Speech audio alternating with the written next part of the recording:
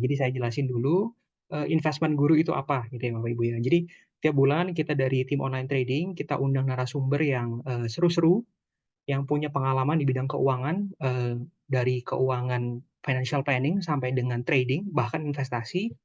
Nah, kita undang untuk kita share pengalamannya buat belajar bareng-bareng gitu ya. Nah, jadi Bapak Ibu tiap bulan bisa dapat apa insight-insight yang menarik dari sisi financial planning, dari sisi investment, ataupun dari seorang yang memang sudah terjun di market dan menjadi seorang full-time trader gitu ya. Nah, kalau bulan lalu kita sudah mengundang Mbak Pratiwi, seorang financial planner gitu ya. Kita belajar bahwa oh sebelum investasi itu ternyata kita harus mantepin dulu financial planning-nya. Jadi persiapan sebagai apa namanya sebelum investasi kita harus ngapain dulu. Oh ternyata ada darurat gitu ya. Nah kali ini kita akan belajar lebih dalam gitu ya di pasar modal dari seorang yang memang dulu pernah bekerja di aset manajemen sebagai technical analyst. Beliau juga sering diundang sebagai apa speaker juga di pasar modal dan saat ini aktif sebagai full time trader gitu ya. Nah, eh, kali ini sangat menarik karena apa? Jadi sebagai full time trader itu susah ya Bapak Ibu ya, karena memang kita harus atur dulu bahwa kita sudah mampu secara financial planning-nya, fundamentalnya sudah dapat. Setelah itu pendapatan sebagai full time trader itu kadang juga nggak pasti karena cari cuan di apa pasar modal juga nggak gampang ya. Jadi susah-susah gampang lah gitu. Nah makanya kali ini kita mau belajar gimana sih caranya seorang full time trader itu cari cuan di market gitu. Oke lah tanpa basa-basi lagi kita sapa dulu bintang tamunya hari ini. Selamat malam Mas Gio. Halo David, selamat malam. Ya. Oke. Nah ini udah kelihatan nih mukanya Mas Gio. Gimana kabarnya Mas Kabar Gio hari ini? kabar kabar baik, David.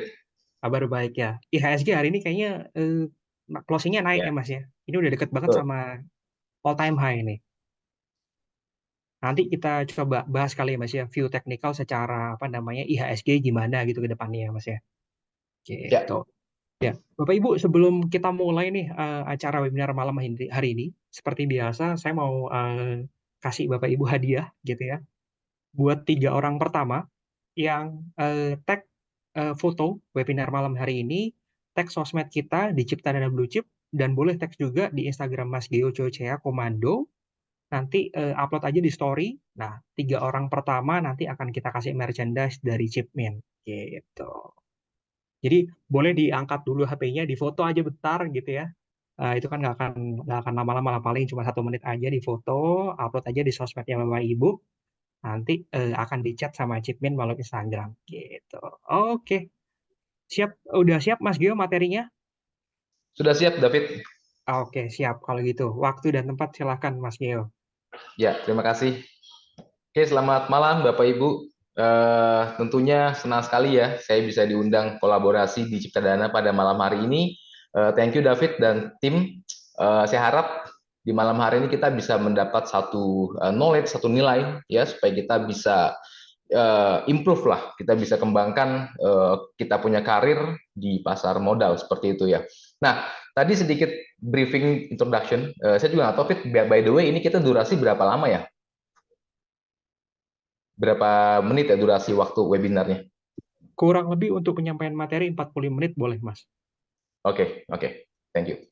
Ya, jadi tadi sedikit di briefing oleh David terkait dengan full time trader. Jadi mungkin sedikit introduction lagi. Kalau saya personal memang seorang full time trader di pasar modal dan juga di futures market ya, dan juga komoditas seperti gold dan forex dan juga saham seperti itu. Jadi biasanya kalau jam segini ya lagi US market biasanya lagi rame begitu ya, Fit. Kayak gitu. Ya. Oke, jadi mungkin kita bisa mulai ya webinar kita di malam hari ini. Saya akan share screen terlebih dahulu untuk materinya sebentar. Ini tadi tuh sebentar ya Bapak Ibu. Saya ambil di sini. Oke. Oke, sebentar ya. Tadi itu webinarnya. Oke, ini sempat ke close tadi ya. Lagi. Oke, saya akan share screen dulu. Nah, Bapak Ibu sudah bisa lihat webinarnya? Sorry, materinya? Oke, aman, Mas Gio. Oke, oke, oke. Oke, oke. Jadi Bapak Ibu, seperti biasa, kalau misalnya di webinar saya itu biasanya kita dua arah ya. Jadi interaktif, artinya Bapak Ibu kita bisa saling discuss, kita bisa saling sharing di kolom chat masing-masing, seperti itu. Jadi dengan demikian juga saya bisa memahami ya sejauh mana pemahaman dari Bapak Ibu terhadap atau terkait dengan mengikuti webinar ini. Bisa ya Bapak Ibu? Mungkin boleh absen dulu di kolom chat. Sudah siap ya untuk kita webinar malam hari ini? Oke, oke kita mulai. Jadi topik kita saya juga bingung ya sebenarnya. Topik malam ini tuh karena kan kalau bicara teknikal itu saya yakin banyak banget perspektifnya, so many strategies gitu ya, begitu banyak metode gitu, begitu banyak teknik yang mungkin Bapak Ibu juga sudah pelajari, sudah terapkan, sudah apa namanya sudah dalami seperti itu. Saya mau tanya Bapak Ibu, satu hal yang ingin saya tanyakan. Eh, pada saat Anda menerapkan technical analysis sejauh ini, ada nggak pendapat yang mau Bapak Ibu sampaikan di webinar sebelum kita mulai ke materi inti kita terkait dengan technical analysis? Ada nggak opininya? Atau mungkin nggak usah opini deh, mungkin masalah-masalah yang sering Anda hadapi yang sampai hari ini tuh belum solve juga gitu. Boleh nggak kita sharing sebelum kita mulai pendapat Anda terkait dengan technical analysis atau mungkin juga masalah-masalah yang Anda jumpai dan lain sebagainya. Boleh nggak kita sharing dulu di kolom chat sebelum kita masuk ke dalam materi inti? Karena saya meyakini ya Bapak Ibu, bukan meyakini, saya melihat banyak case begitu bahwa banyak terjadi bias di dalam technical analysis. Dan saya itu juga melihat kalau kita riset ya, kita backtesting juga berbagai macam metode, selalu ada aja kondisi yang membuat seperti dua perspektif. Ini kelihatannya kayak mau naik, tapi in other side kita lihat juga ini kayaknya mau turun. Jadi semakin banyak pengetahuan gitu ya, semakin banyak metode gitu, justru membuat apa ya perspektif kita tuh malah jadi bingung gitu. Itu yang pertama. Saya nggak tahu Bapak Ibu mengalami atau enggak gitu. Itu yang pertama. Yang kedua, saya melihat juga bahwa the biggest mistake, saya langsung katakan aja ya, the biggest mistake, kesalahan paling besar seorang TA, saya langsung terang-terangan di sini adalah begini, menganggap bahwa TA itu adalah ilmu menggambar. Yang harusnya kita menjadi seorang analis, kita malah menjadi seorang Picasso, menjadi ahli gambar gitu. Nah, ini yang selalu menjadi permasalahan Bapak Ibu di dalam technical analysis seperti itu ya. Kita fokus contoh kecil, kita fokus misalnya bagaimana cara menggambar garis support yang penuh dengan banyak pantulan gitu. Semakin banyak pantulan semakin bagus misalnya begitu. Akhirnya atau mungkin bagus dari mana Pak? Apakah menggambar dari ekornya atau dari bodinya begitu ya. Jadi ini makanya saya bilang arahnya itu malah kita diarahkan seperti menjadi seorang Picasso. Padahal Anda tidak perlu menjadi seorang Picasso. Kita bukan pelukis Bapak Ibu. Gitu. Tetapi saya ingin menjelaskan bagaimana kita paham terhadap apa yang mau kita terapkan gitu loh. Bukan masalah gambar tren lainnya gimana, apakah saya harus menemukan kita. Karena gini, kita tidak dibayar karena kita bisa menggambar sebuah garis trend line yang sangat indah sekali gitu. Yang shining gitu, berwarna pink misalnya atau berwarna merah gitu. Kita tidak, seorang trader itu tidak dibayar oleh itu. Jadi kalau saya ambil tarik benang merah, ya kalau menurut saya trader itu adalah bagaimana kita bisa provide liquidity atau kita bisa provide liquidity at a good price gitu. Jadi bagaimana dan trading itu kalau kita kan di industri ini kan ada produk atau jasa. Saya bisa katakan trading itu kita itu adalah di bidang jasa, services. Siapa yang kita service? Ya, kalau bicara ya itu adalah big players gitu loh. Large players ya. As simple as that gitu loh. Jadi itu yang ingin saya ambil coba konsep-konsep secara kesimpulan besar materi malam ini saya rangkum begitu ya. Supaya Bapak Ibu kalaupun Anda punya metode, punya teknik tersendiri, Anda bisa tahu bahwa kapan teknik ini akan saya gunakan, begitu ya. Kapan teknik ini berhasil, kapan teknik ini gagal, seperti itu. Kita bisa dapat konsep besar itu yang mau kita bahas di malam hari ini, gitu ya. Kurang lebih seperti itu. Nah, kita akan masuk ke dalam materi inti kita pertama. Eh, di dalam technical analysis, Bapak Ibu pasti sering mendengar trend is your friend, betul. Artinya trend adalah teman Anda, begitu ya. Kalau Anda melihat uptrend, maka buy. Biasanya goodbye yang begitu. Gitu ya. Kalau Anda melihat downtrend, jangan diambil. Tapi nggak diambil malah harganya di bottom terus harganya terbang, begitu. Tapi kalau ngikutin uptrend, udah dibeli pas lagi uptrend, patah juga trennya. Begitu ya. Nah, satu Bapak Ibu, saya uh, mencoba bukan mengganti teorinya, tapi saya ingin mengambil satu perspektif lain bahwa menurut saya teman saya itu bukan cuma tren Bapak Ibu, tetapi range. Nah, mungkin di sini Anda seperti terdistraksi. Kok range, Pak? Range itu mungkin bahasa lainnya sideways atau konsolidasi begitu ya. Karena kan range itu bukankah fase yang sangat membosankan, begitu kan? Bukankah fase yang bisa dibilang harga tuh nggak kemana-mana? Kenapa range itu menjadi satu hal yang menarik? Nah, itu yang menjadi pertanyaan Bapak Ibu.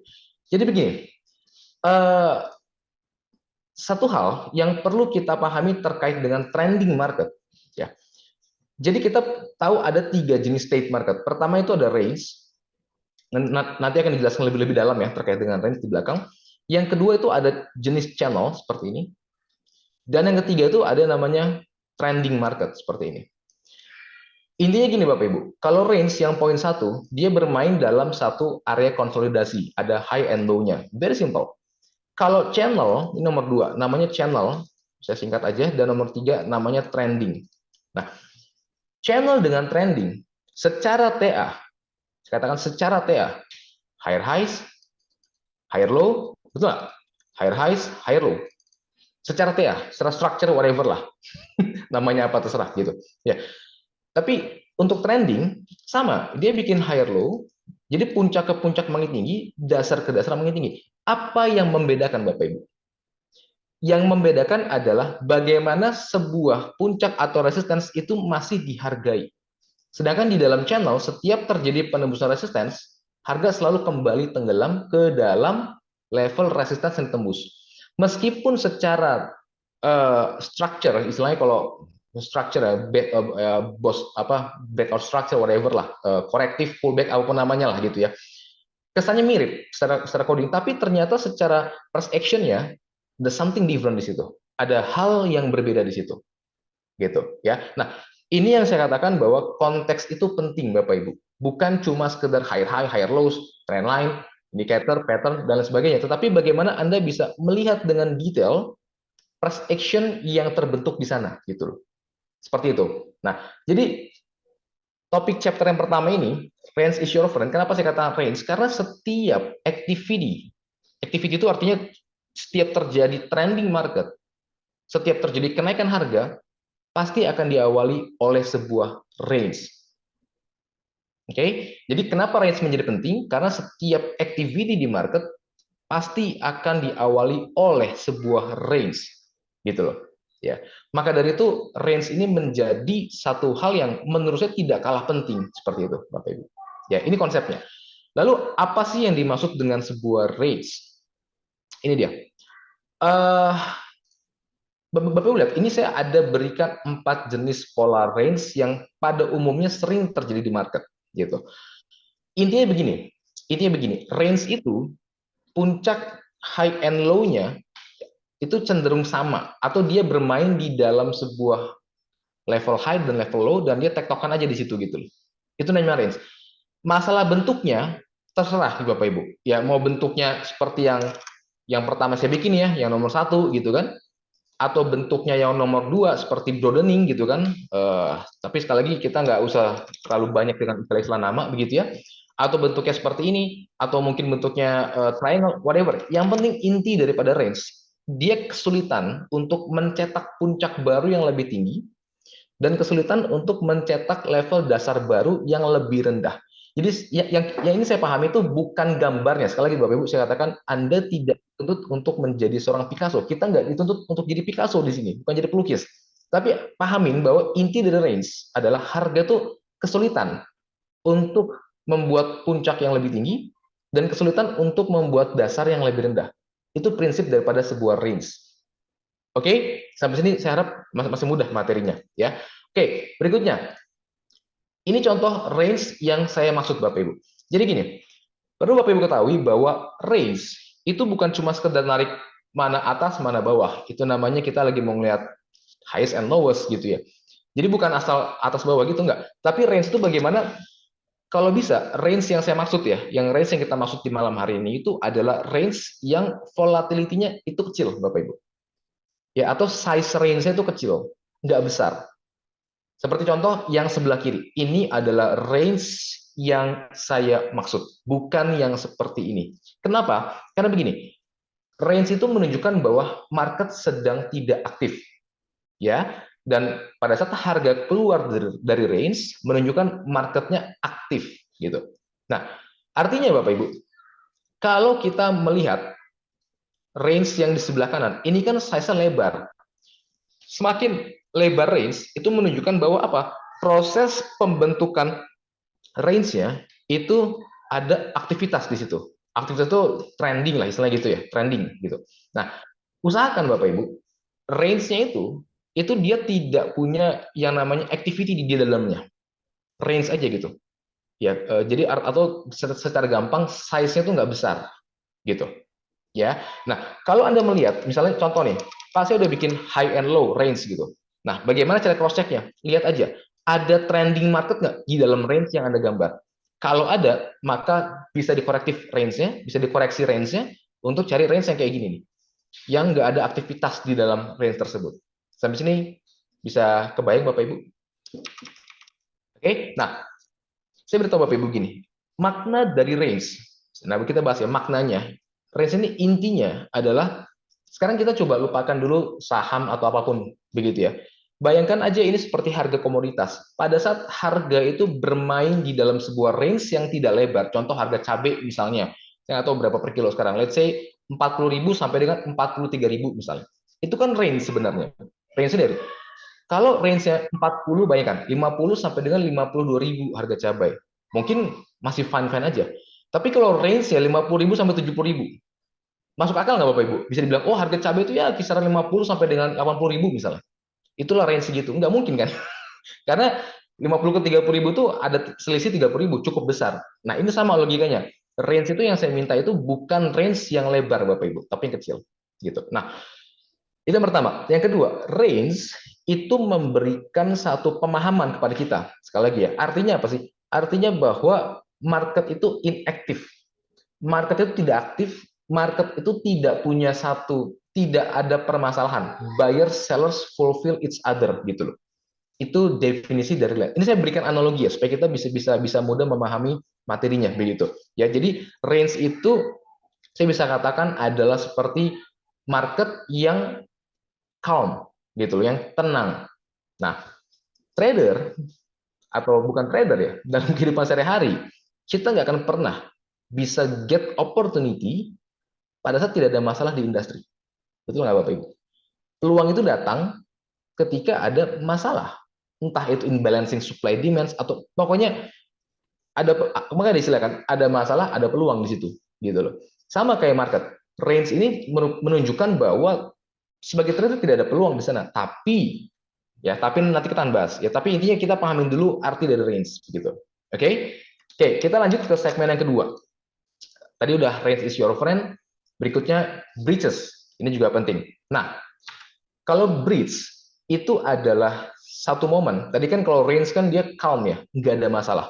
Breach itu adalah satu momen pada saat harga menembus dia punya range. Saya tahu ini terdengar seperti sudah sering Anda dengar sebenarnya, tapi saya akan coba memperdalam maknanya. Super super super deep. Seperti itu, ya. Jadi kalau tadi bicara range calm, nggak ada masalah. Breaches ini artinya bahwa harga itu keluar, naik atau istilah breakout whatever lah. Saya nggak mau, kita nggak usah memperdebatkan istilah-istilah nama gitu ya. Intinya adalah ada satu momen di mana intensitas buyers itu tinggi, Bapak Ibu. Sekali lagi, intensitas buyers itu tinggi. Artinya apa sih Bapak Ibu? Bridge ini, gitu. Ini yang menurut saya penting. Jadi gini Bapak Ibu, kalau tadi di momen range no problem, berarti apakah kita katakan di momen bridge ada problem? Coba Bapak Ibu, menurut Anda kenaikan ini merupakan sebuah problem atau sebuah kebahagiaan? Boleh nggak komen di kolom komentar Bapak Ibu? Kira-kira bridge itu adalah sebuah kebahagiaan atau sebuah problem sebenarnya? Coba coba kita nggak apa kita saling sharing ya di kolom chat supaya apa namanya eh, eh, kita bisa sama-sama paham lah apa saling sharing diskusi. Coba kira-kira bridge ini atau breakout resistance whatever lah namanya apa? Problem atau anugerah kebahagiaan gitu.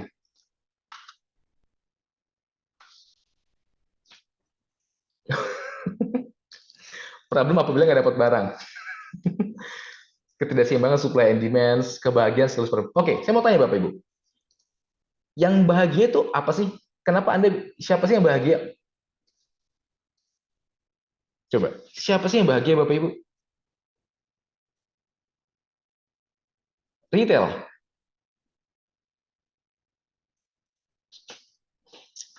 Jadi ya yang sudah punya barang. Jadi gini Bapak Ibu. Saya coba memberikan analogi ya supaya kita bisa enak dipahami. Saya berikan analogi.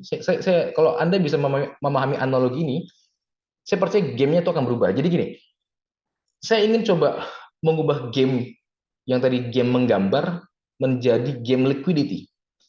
Kita coba di situ ya. Tapi saya akan coba kasih analogi gini. Pada saat harga bergerak naik ke atas, Anda bayangkan jangan saham. Kita bicara harga cabai misalnya. Harga bergerak breakout naik ke atas. Kira-kira bahagia atau masalah Bapak Ibu? Untuk bagi seorang pembeli, restoran, konsumen, betul? Mungkin akan menjadi sebuah cilaka gitu ya. Ibaratnya akan jadi problem, betul? Tapi bagi petani bagaimana? Mungkin ya oke lah. Bagi tengkulak bagaimana? Mungkin sebuah kebahagiaan, begitu. Jadi gini, coba kita pahamin. Ketika harga saham itu naik significance, ingat ya, dengan catatan naik significance, PEM, seperti naik seperti ini. Satu pertanyaan saya Bapak Bu, siapa yang menjadi penggeraknya? Apakah big boys atau retail? Coba kira-kira yang bisa menggerakkan, apalagi kalau saham blue chip misalnya gitu, saham-saham besar, big caps gitu. Terjadi bridge seperti itu. Kira-kira menurut Anda penggeraknya itu adalah retail atau big players?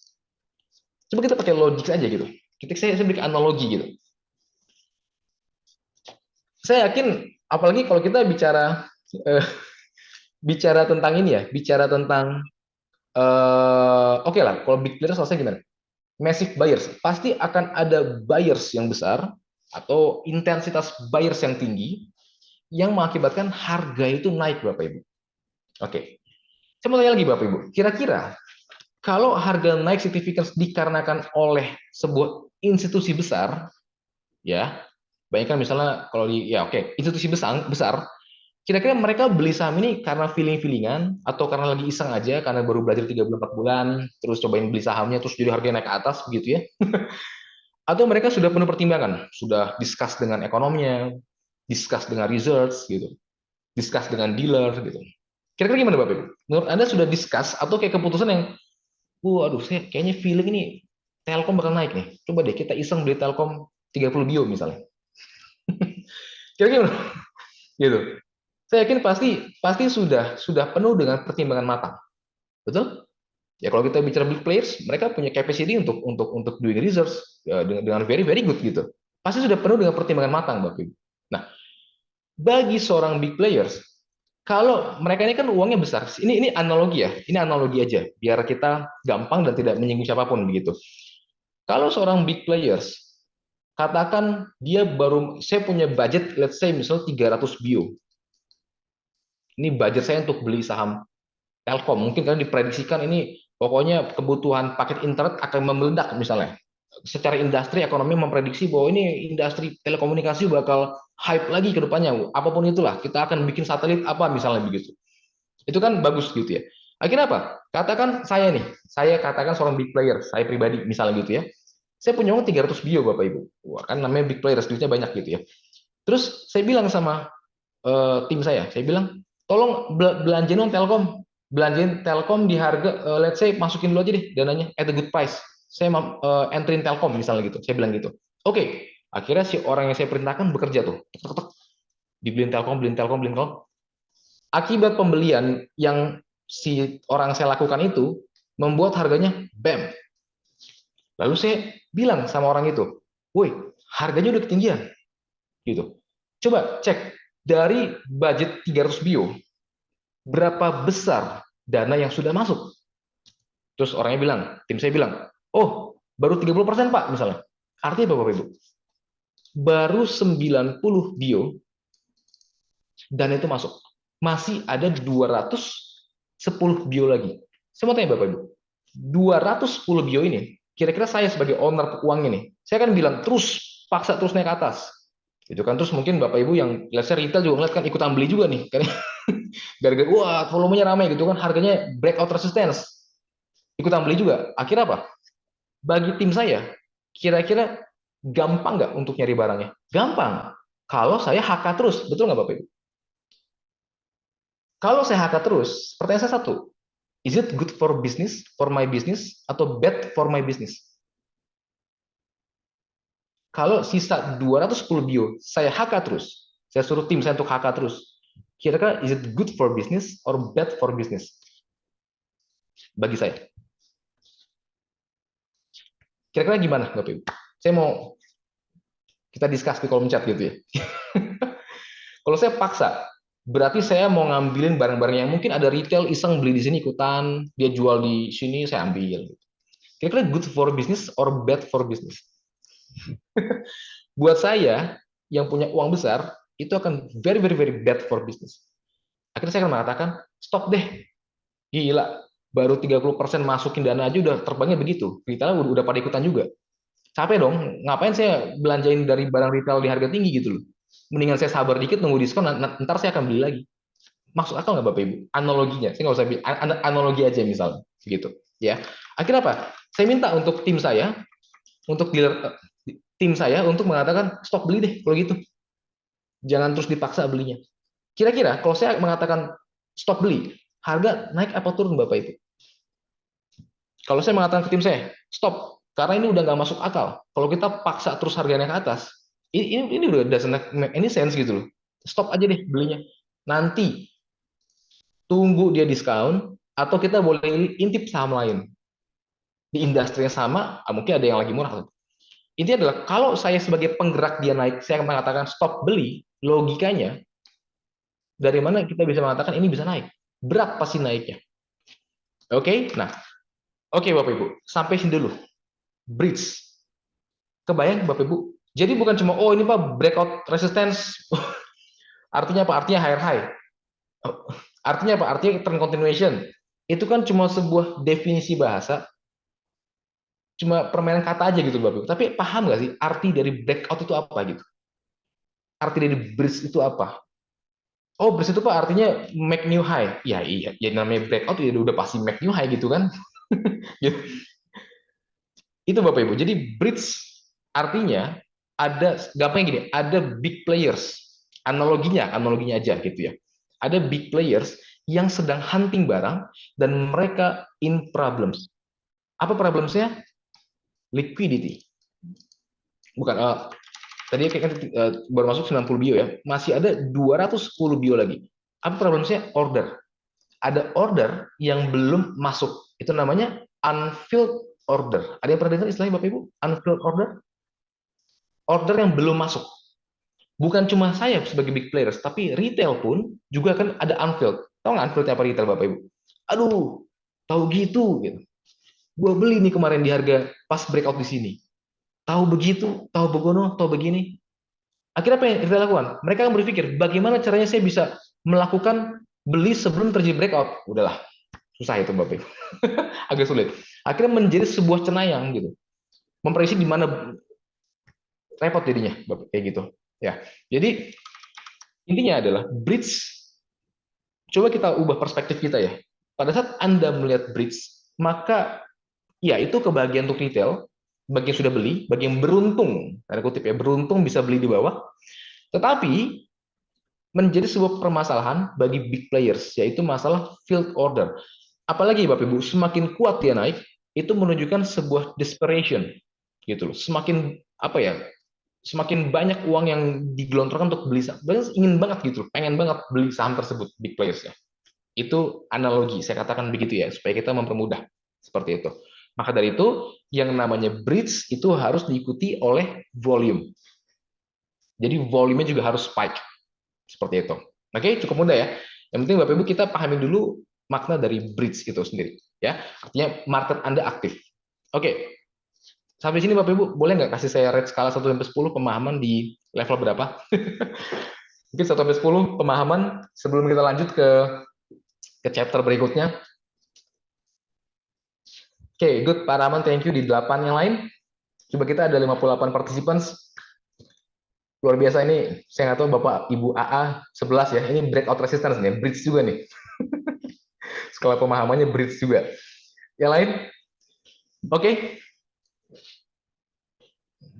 Oke, Pak Sunawan baru gabung.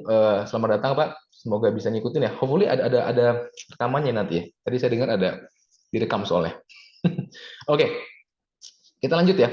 Nah, berikutnya adalah callback discount. Discount, oke? Oke.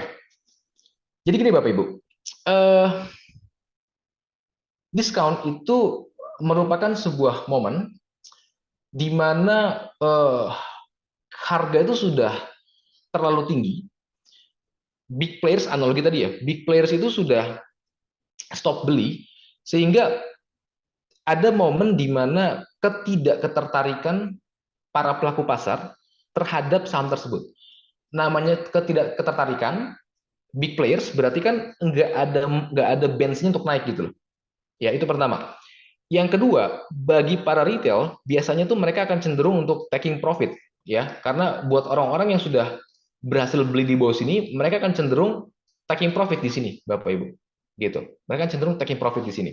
Oke, nah, jadi pullback itu intinya adalah sebuah over discount yang ditawarkan, dan itu merupakan satu momen kita sebagai trader tuh ada dua opsi Bapak Ibu.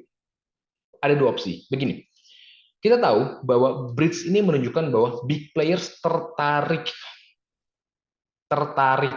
untuk membeli saham tersebut. Nah, pertanyaannya gini Bapak Ibu, bridge itu sendiri, ketertarikan itu sendiri, itu bisa kita ukur seberapa kuat sih keinginan big players itu terhadap saham tersebut. Kebayang nggak poinnya Bapak? Semakin kuat, artinya semakin strong, maka breakout atau bridge-nya itu akan semakin jauh. Ini menunjukkan, ya perhatikan, ini size dari range-nya. Kalau kita compare size dari bridge-nya, ini kan lebih besar bridge-nya. Ini menunjukkan bahwa ketertarikan big players terhadap saham tersebut itu juga tinggi. Nah, sedangkan kalau yang weak, ini seperti ini Bapak Ibu. Kadang-kadang volume tetap naik ya, sama-sama aja volume naik gitu. Ya, terjadi bridge di sini, tetapi size range-nya, size bridge-nya itu lebih kecil dibandingkan dari size range-nya. Ini menunjukkan bahwa ketertarikan ada, tapi tidak besar, Bapak Ibu.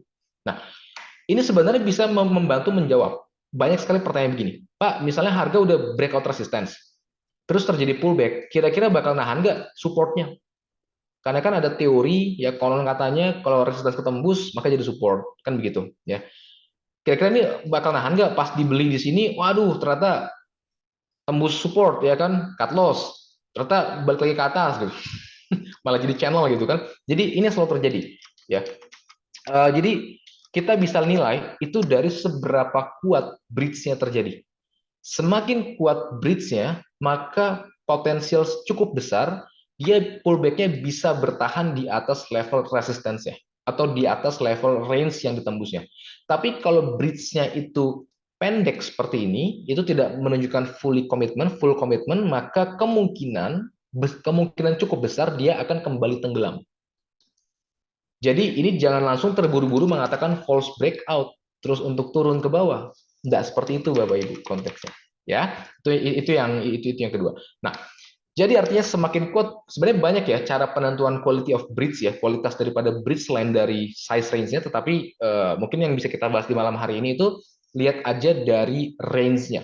Semakin besar range bridge-nya, maka kemungkinan pullback-nya juga dia akan bertahan di atas range yang ditembusnya. Seperti itu. Oke. Nah, bisa kebayang Bapak Ibu terkait dengan bridge? Bisa dipahami? Boleh kasih skala 1 sampai 10 pemahaman terkait dengan bridge-nya?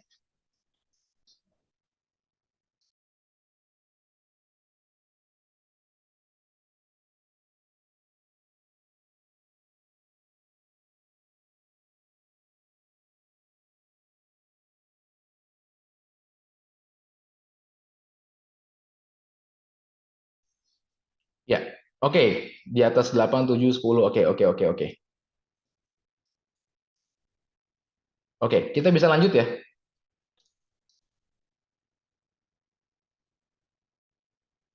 Oke, jadi diskon ini secara mudah adalah satu momen koreksi pada saat terjadinya momen breaches seperti itu. Oke, nah lanjut. Berikutnya adalah gauge momentum. Sebentar ya Bapak Ibu.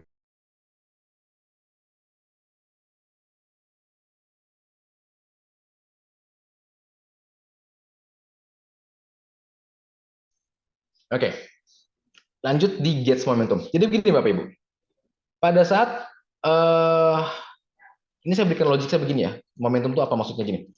Pada saat Anda melihat sebuah diskon, begitu ya, melihat sebuah diskon. Pertanyaan begini Bapak Ibu. Tadi kan yang membuat sebuah bridge ya, coba saya sedikit ulang begini ya. Yang membuat sebuah bridge ini kan adalah big players yang ingin sahamnya, kan begitu ya? Analoginya kan seperti itu ya. Kemudian terjadi turun, kenapa? Karena mereka itu nggak mau bukan mereka, big players itu melihat bahwa kita mau, atau saya gitu, katakan saya sebagai big players ya, katakan aja begitu. Saya pengen dapetin harga yang terbaik, best price. Artinya Bapak Ibu, diskon ini ya, tadi kan dari 300 bio ya, contohnya kan, kemudian baru entry 90 bio, maka saya masih punya 210 bio lagi yang siap saya fill. Dengan catatan saya pengen dapat good price, better price gitu loh. Iya kan? Nah, itu artinya diskon ini bukan masalah rasio Fibonacci ke 50%, 61,8, 78,6, no, no, bukan begitu. Begini logikanya. Artinya kita harus bisa tahu Bapak Ibu, ya, pada momen apa big players itu dia kembali fulfill di order. Kebayang nggak Bapak Ibu poin saya? Analogi begitu. Ya, jadi karena kenapa? Karena penggerak ini katakan saya, maka diskon ini yang bisa ngebikin dia naik lagi, ya saya lagi gitu loh. Karena kan tergantung dari field order saya. Ini saya berikan analogi gampangnya dulu ya, seperti itu. Gitu. Ya. Artinya sebagai seorang trader, disinilah tugas kita untuk mulai memantau Bapak Ibu. Ya. Karena gini, karena ketika terjadi diskon seperti itu, ada dua opsi yang bisa Anda lakukan. Pertama adalah Anda mantau apakah saya nih kembali mulai akumulasi. Artinya saya mulai makan diskonnya. Ya, itu yang pertama. Karena gini Bapak Ibu, kalau kita bicara tentang diskon, ini ada hubungan dengan Fibonacci ya. Kita mungkin sudah belajar Fibonacci 30%, 50%, 60%, 70%, dan sebagainya. Gini Bapak Ibu, Fibonacci itu tugasnya atau logikanya itu kayak besaran diskon. Jadi, kalau ini adalah, let's say 30%. gitu. Ya, kita lihat, oh, bayangkan ada sebuah barang di diskon 30%, pembelinya belum datang. Kira-kira opini kita apa, Bapak Ibu? Bayangkan ya, ada barang di diskon, oke, ada barang di diskon 38,2% dari harga aslinya, misalnya gitu ya, tapi pembelinya masih nggak mau datang. Ada, mungkin diskonnya kurang besar, betul? Kita akan mikir gitu kan? Oh, mungkin diskonnya kurang besar, Pak. Oke, kata store owner-nya, kita kasih lagi diskonnya sebesar 50%. Lihat 0%. Datang nih pembelinya, kata store owner. Kita coba pancing dulu deh, kita kasih diskon lagi, store owner bilang gitu ya. Misalnya toko sepatu gitu kan, coba kita kasih barang kita diskon 50% misalnya. Oke, pas dicek 0%, oh ternyata belum ada juga minat belinya. Bayangkan Bapak Ibu, barang udah didiskon setengah harga, pembeli juga masih mau datang. Kira-kira menurut Anda apakah diskonnya kurang besar atau ada problem dengan barangnya?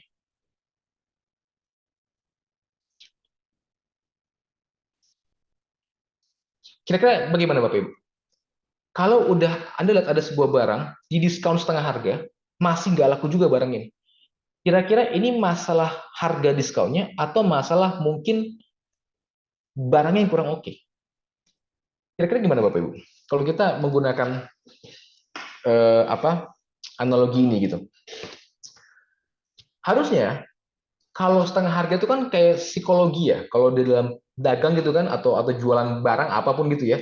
Ya harusnya kalau di diskon setengah harga pembeli datang. Apalagi kalau ibu-ibu ya. Ini bukan mengarahkan enggak. Tapi biasanya kan kalau ibu-ibu biasanya 50% tuh senang banget gitu kan. Biasanya nggak beli yang penting datang dulu ke tokonya gitu. Biar rame gitu. Jadi rame tokonya gitu ya. Kan begitu ya. Biasanya begitu. Saya nggak tahu kalau kalau kalau ini ya kurang tepat gitu. Tapi pada intinya kalau setengah harga nggak masuk, berarti kita curiga ada apa nih? Kok big playersnya masih nggak masuk juga gitu? Ya kan? Nah,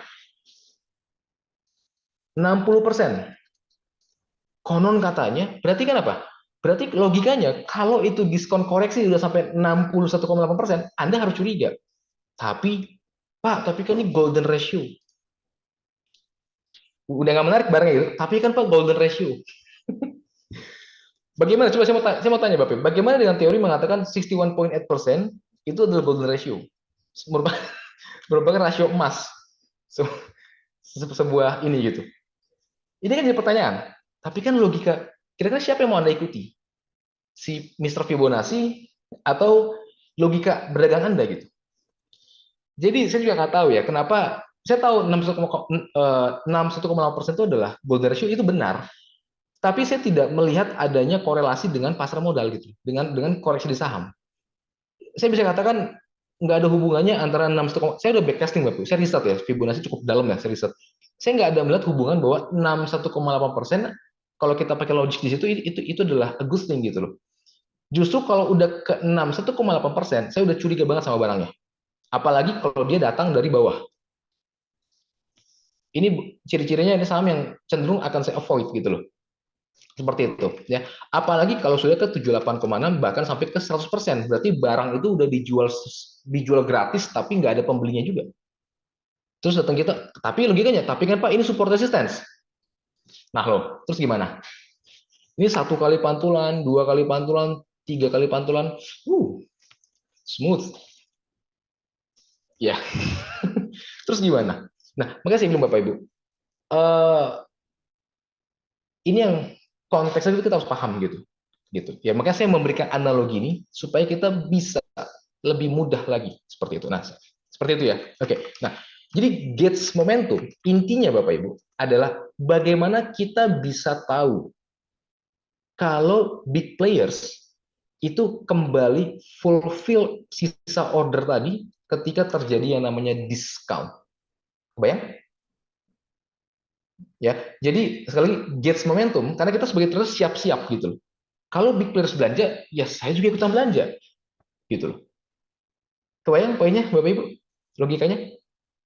Itu yang namanya Gates momentum. Nah, disinilah Bapak Ibu yang terjadi banyak sekali perdebatan. Ada yang pakai pattern, ada yang pakai false breakout divergence, ada yang pakai breakout resistance dari bawah gitu misalnya. Ada yang pakai downtrend line, ada yang pakai Bollinger Bands, banyak banget macam-macam gitu. Dan di PAM kita udah singkat satu nama. Coba yang dari PAM ada nggak di sini? Boleh nggak satu nama untuk Gates Momentum namanya apa? Saya harus lihat nama-namanya. Ada nggak? Satu momen, satu momen untuk bisa Gates Momentum namanya adalah digestion gitu. Tetapi oke, saya jelaskan gini Bapak Ibu. Saya coba majuin dulu. Yes, digest, betul betul. Lanjut dulu ya. Oke, ini ada dua cara untuk bisa get momentum. Ya, ada caranya nggak Pak? Saya katakan nggak ada lagi. Begini Bapak Ibu. Eh, jadi gini, kalau saya gambarin chart kayak gini ya, ini kan ini naik ke atas gini. Oke, satu pertanyaan saya Bapak Ibu. Ini adalah A, ini adalah B, ini adalah C. Menurut Anda, seorang trader momentum, mana entry position yang terbaik? A, B, atau C? Kita biar satu ekspektasi dulu gitu. Biar satu pemikiran dulu. Bagi seorang trader momentum, trader, pedagang ya, bagus yang A, B, atau C?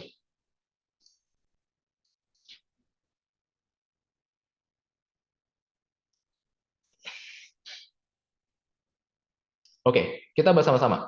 Kita bicara pedagang Bapak Ibu. Pedagang itu apa sih prinsipnya? Om cuan sebanyak-banyaknya atau perputaran sebanyak-banyaknya? Coba pedagang lah. Cuan sebanyak-banyaknya. Fokusnya apa sih? Cuan sebanyak-banyaknya atau perputaran sebanyak-banyaknya? Kalau bisa dua-duanya, begitu ya. Tapi trader Bapak Ibu, itu putaran. Turnover-nya, kalau kita bicara momentum, gini loh. Kita bahas yang A. Yang A, ini berarti Anda sedang memprediksi di mana bottom-nya. Atau istilah bottom fishing gitu. Salah nggak? Nggak salah juga. Tetapi kalau kita bicara momentum, kalau Anda berpikir, kalau kita entry di A, saya pikir Anda bukan trader, tapi kolektor. Ketika harga lagi turun, dikoleksi aja dulu. Investor. Dan nggak ada yang salah dengan itu, Bapak Ibu. Nggak ada yang salah dengan itu. Begitu. Tapi itu bukan momentum, gitu loh. Kalau yang B, juga masih sedikit-sedikit fase, masih apa ya, belum belum ibaratnya belum benar-benar gede, nah, dapat momentumnya. Momentum itu Bapak Ibu, pas Anda entry langsung terbang. Itu momentum. Nggak pakai lama, pokoknya saya entry hari ini, saya mungkin mungkin kalau dari A tuh harus nungguin sampai 30 hari dulu baru bisa profit. Si C cuma nungguin 14 hari bisa profit. Meskipun memang besaran si A profitnya. Tapi secara waktu, cash out-nya itu lebih cepat si C gitu loh. Kebayang nggak poin saya Bapak Ibu? Antara perbedaan A, B, dan C. Nah, tujuan Anda atau tujuan materi ini, konsepnya bagaimana Anda bisa entry itu di C, bukan di A, bukan di B. Bagaimana Anda entry hari ini, besok harus naik harganya. That's the whole point dari materi ini, konsepnya. Atau at least nggak ada kocokan-kocokan yang terlalu dalam. Nggak ada kayak kocok-kocokan yang bikin tegang gitu ya.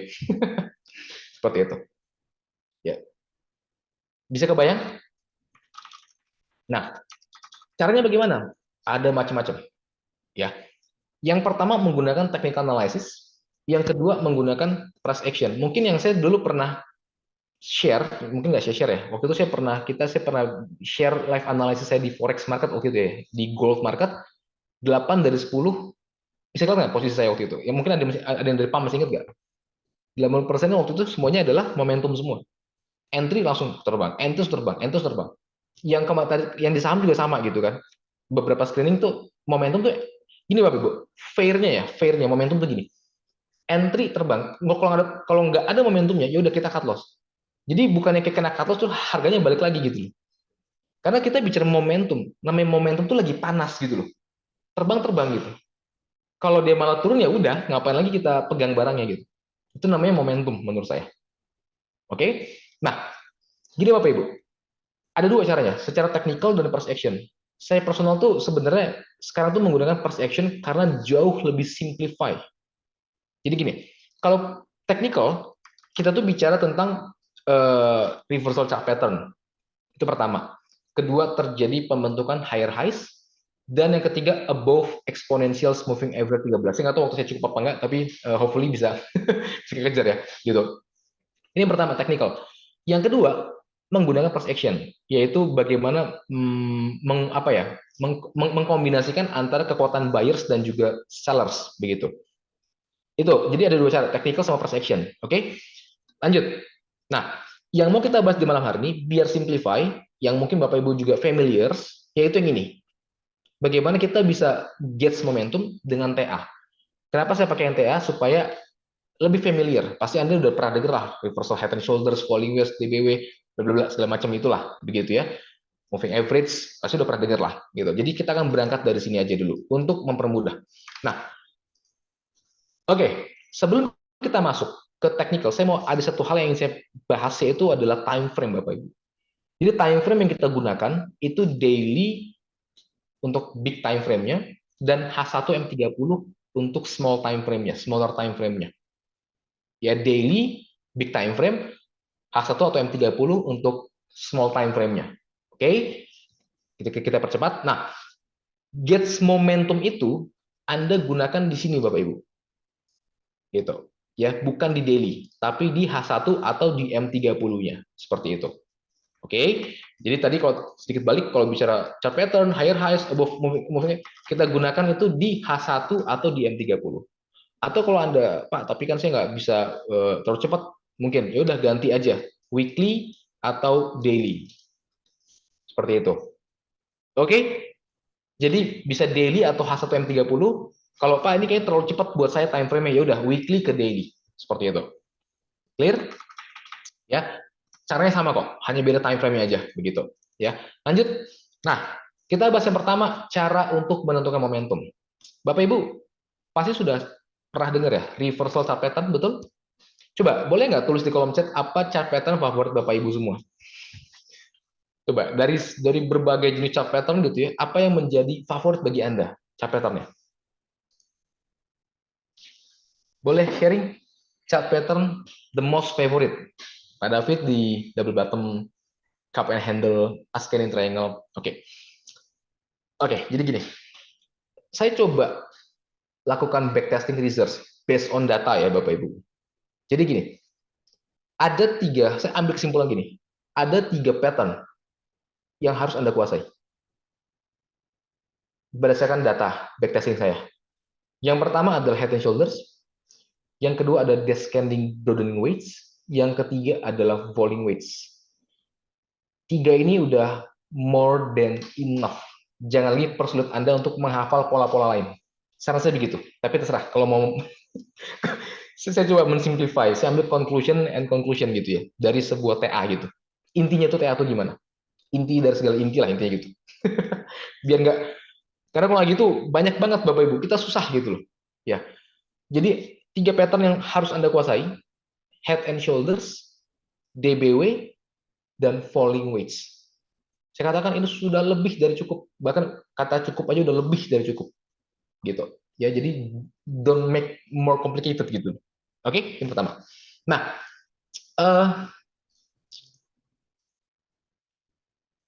ya kalau terkait dengan desain ya mungkin bisa dipelajari sendiri Bapak Ibu. Pokoknya tiga pattern ini. Oke. Nah, intinya gini Bapak Ibu. Pada saat Anda melihat konfirmasi pattern, itu memberi arti bahwa indikasi awal buyers atau big players itu mulai datang kembali ngisi orderannya. Sampai kebayang Bapak, saya nggak pakai pattern untuk, oh ini breakout downtrend lain, maka kita buy. Atau tunggu breakout pullback kita buy. No, no. Ini sebuah indikasi awal bahwa big players is back. Big boys is back. Gitu. Ya, saya nggak, ini bukan, oh Pak, ini breakout ini, maka entry di sini, stop loss di sini, TP di sini.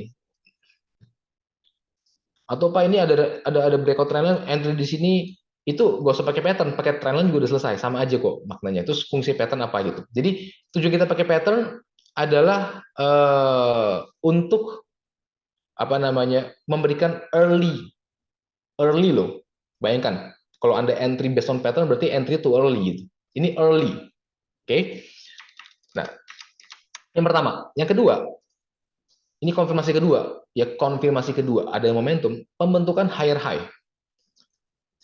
Jadi ketika Anda melihat structure daripada chart di smaller time frame tadi, ada break high, dia bikin new high, maka itu bisa memberi indikasi bahwa momentum atau be ready for momentum, bersiap. Ingat, bukan wah breakout resistance maka buy buy buy buy buy. Goodbye itu ntar. Ya jadi nggak gitu konsep. Tapi break high, break pattern itu masih early atau siap atau indikasi gitu loh, ya. Nah, ada satu hal yang sering saya jumpain terkait dengan breakout atau make high. Kayak gini Bapak Ibu. Pernahkah Anda melihat momen yang B? Seakan-akan tuh ini seperti high, ini lower, higher low, higher low. Tapi kalau Anda lihat di sini, ya kalau Bapak Ibu lihat di sini, ternyata starting point-nya dari sini gitu. Gitu. Nah, jadi gini Bapak Ibu. Temukan cara menentukan ini nih, atau istilahnya ini ya, ini yang saya lingkarin, cari pergerakan sharp movement down, jadi yang tajam turunnya gitu. Jadi cara bikin resistance yang kuat itu adalah yang tajam turunnya, bukan berapa kali pantulannya gitu. Oke, tapi karena ini resistance support itu adalah memori Bapak Ibu, memori gitu. Jadi semakin kuat pergerakannya, maka semakin kuat memorinya gitu. Oke, karena kalau pantulan gini, Bapak Ibu coba deh iseng ya, tutup mata, terus kasih garis-garis. Saya pastikan tuh garis-garisnya itu akan jadi support resistance. Tutup mata aja. Terus asal aja taruh garis gitu. Jadi misalnya BRI ini, misalnya kan ada BRI ya, range-nya misalnya 1 bulan high and low-nya ambil. Terus Bapak Ibu coba tutup mata, terus tarik-tarik garis-garis gini. Pasti akan jadi support resistance. Gitu. Pasti akan ada, wah ini supportnya 2 kali pantulan, 3 kali pantulan. Ntar saya akan show ya sedikit. Kenapa kita harus pilih support resistance itu berdasarkan seberapa kuat significance-nya, pergerakannya. Seperti itu. Oke, nah, tapi pada prinsipnya adalah ketika terjadi make new high di hourly atau M30, maka itu memberikan satu indikasi. Oke, lanjut. Oke. Nah, ini yang terakhir Bapak Ibu. Yang terakhir itu adalah above EMA 13. Jadi di atas moving average 13. Kenapa saya menggunakan EMA 13, Pak? Kenapa nggak menggunakan EMA 20, 50, 100? Karena gini Bapak Ibu. Prinsipnya, kalau Anda menggunakan IMA 50 dan IMA 100, kira-kira pullback-nya dalam nggak tuh? Dalam. Sedangkan yang namanya momentum, kita nggak butuh yang namanya koreksi dalam. Karena momentum itu artinya orang lagi hype, lagi beli gitu, lagi pada belanja gitu. Bukan lagi nunggu dulu barangnya turun baru belanja lagi seperti itu. Itu namanya momentum Bapak Ibu. Makanya saya gunakan exponential moving average 13. Apa fungsinya? IMA 13 inilah yang akan menjaga momentumnya. Selama reversal pattern, higher highs, dan harga dijaga di atas IMA 13, disitulah Bapak Ibu momentumnya. Di time frame kecilnya Pak. Ini pokoknya kalau gauge momentum itu di time frame kecil, H1 dan M30. IMA 13. Jadi nggak perlu Bapak Ibu nungguin di IMA 50, IMA 100 gitu ya. Karena itu gamenya beda. Kalau harga turun ke IMA 50 atau 100, berarti kan lagi terjadi pullback lagi. Gitu loh Bapak Ibu. Sedangkan kita lagi bicara momentum. Berarti kan kalau dia turun ke 50 berarti kan lagi diskon lagi gitu. Sedangkan kita bicara momentum di situ. Artinya kalau harga keluar dari IMA 13 artinya adalah momentumnya mulai fade away, mulai apa istilahnya ya? Menghilang gitu. Apa ya? Ngeblur apa sih itulah pokoknya. Itulah mulai hilang gitu ya. Mulai redup gitu pelan-pelan. Seperti itu. Ya. Oke, sampai sini Bapak Ibu. Sebelum kita mengkombinasikan semua yang kita pelajari, oke, mungkin satu chapter lagi. Jadi gini, ini saya ambil conclusion-nya. Saya ambil kesimpulannya gini Bapak Ibu. Saya ambil kesimpulan gini. Kita ke conclusion-nya. Pertama, yang harus Anda lakukan, temukan range di daily chart. Kebayang? Temukan range dulu tadi ya. Kan sudah ada sedikit knowledge tentang range. Yang pertama. Yang kedua, temukan saham yang sedang ada momen breach. Lihat itu di daily ya. Ada tulisan dalam kurung D, berarti ini dilakukan di daily chart. Yang ketiga, terjadi pullback. Yang keempat, baru Anda turunkan ke time frame H1 dan M30 untuk menerapkan satu reversal pattern, kedua adalah higher high, ketiga adalah above EMA 13. Saya akan bicara entry di mana, sell di mana. Gini Bapak Ibu, saya tidak pernah percaya ada yang namanya entry teknik. Karena menurut saya, entry teknik itu adalah bonus dari understanding Anda gitu. Karena nggak mungkin sebuah entry itu, nggak tahu ya kalau dia, saya nggak tahu. Tapi kalau saya personal, nggak ada entry teknik yang mechanical. Yang satu entry teknik bisa dipakai di semua, nggak. Jadi entry itu apa ya? Saya bilang tuh gimana ya? Kalau saya pribadi tuh entry tuh kayak saya dapat understandingnya, terus tiba-tiba ngerti, dapat intuisinya mungkin ya, terus entry gitu. Nggak ada. Mungkin kalau dibikin mikir, oh ini ayam tim Pak ketemu support ada misalnya engulfing maka saya entry begitu. Nggak tahu ya. Kalau saya tuh nggak seperti itu. Jadi saya nggak gitu percaya ada namanya entry teknik. Menurut saya entry itu adalah bonus atau output dari understanding Anda terkait dengan range, bridge, pullback, dan momentum. Hasilnya adalah entry. Maka dari itu, kalau mau entry, pahami dengan baik 1, 2, 3, 4 step ini, Bapak Ibu. Seperti itu. Kebayang? Nah, ini saya menjelaskan bagaimana proses terjadinya momentum. Yang tadinya terjadi range, ya, kemudian terjadi bridge, ada pullback, lalu turunkan ke time frame kecil, H1M30, ketemu reversal pattern, higher highs, dan akhirnya endingnya itu harga di atas EMA 13. Selama di atas EMA 13, maka artinya wilayah inilah merupakan wilayah kita.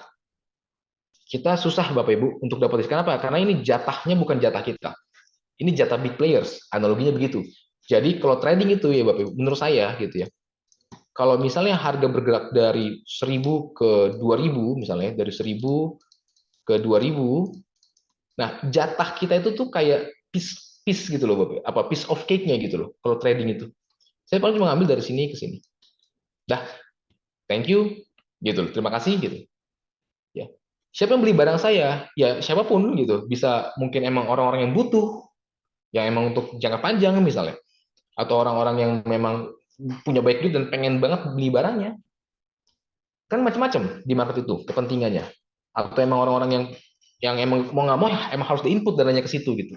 Nggak bisa dibentuk dalam bentuk disimpan dalam bentuk cash misalnya kan. Macam-macam gitu. Ya, macam-macam. Tapi tugas saya adalah bagaimana sebenarnya kalau 1000 ke 2000 berarti saya ambil 20% aja udah bagus dari total pergerakan dia. Concern saya bukan bagaimana saya dapat tuh kalau harga dari 1000 maka saya entry itu kalau bisa di 1050 gitu. Terus taking profitnya di harga 1950. Wah, ini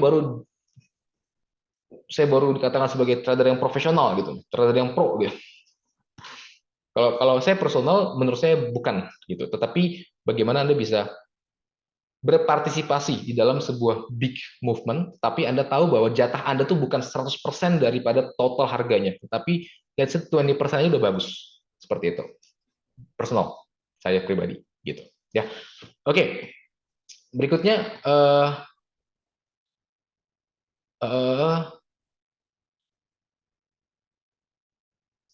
sebentar.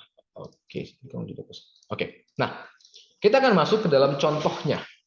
Contoh dari chartnya ini ya. Ini contoh kemarin kita webinar kita sempat bahas ADMF. Ya. Dan pertama ini saya bikin ya. Jadi gini, yang sebelah kiri ini time frame daily, yang sebelah kanan ini time frame itu time frame M30. Jadi setup chart saya itu selalu kiri kanan tuh daily dan M30 atau H1 sebelah kanannya gitu. Nah, perhatikan Bapak Ibu. Di sebelah kiri di daily chart saya lakukan apa? Oh, ada range, ada bridge, ada pullback. Betul? Nah, saya akan fokus ke area yang saya lingkarin. Di pullback ini kan pullback daily, maka akan menjadi seperti ini di H1-nya. Ada pola apa Bapak Ibu? Ada pola descending broadening weights. Betul ya? Ada pola DBW di situ. ya. Kemudian DBW-nya ketembus, lalu dia juga dikonfirmasi oleh penembusan high. Dia bikin higher highs. Maka ketika ini sudah cek, maka ini adalah momentum Anda. Inilah yang saya bilang sebagai momentum, Bapak Ibu. Kita bukan fokus cari entry di sini, kita bukan fokus cari entry di sini, ya. Kita bukan fokus cari entry di sini, tapi kita entry di sini. Itu momentum. Oke. Oke, kita lanjut lagi.